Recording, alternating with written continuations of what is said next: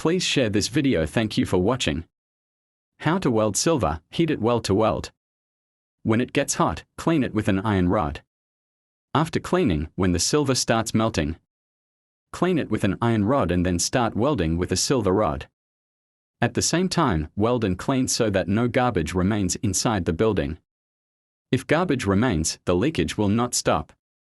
Therefore, during welding, remove the silver garbage and weld with a pure silver rod and connect the joints. Your silver will be very well welded. As long as you do not melt the silver, not until you can weld.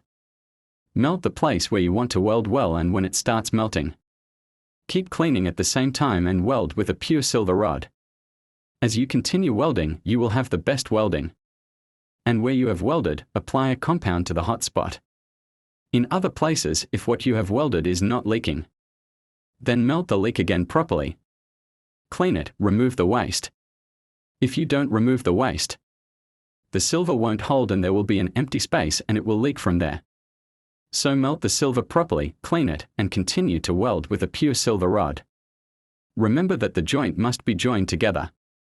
This silver should be one with the joints. Then this will stop your silver welding leakage. Thank you for watching.